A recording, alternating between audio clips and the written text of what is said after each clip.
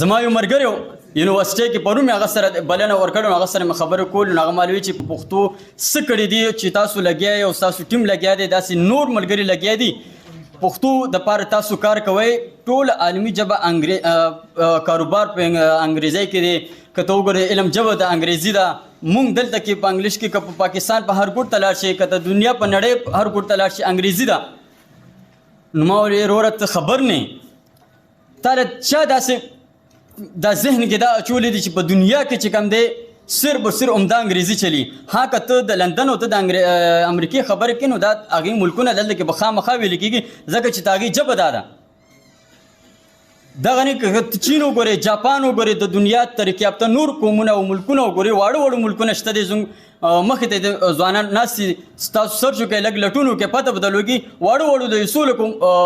آبادۍ ملکونه دي ډنمارک دی سویټزرلینډ دی سکاټلینډ دی داسې نور ملکونه دي که واړه ملکونه دي خو زه نوم پیژنم زه شخصیت پیژنم زه د هغې هغه ژبه پیژنم پسې پیژنم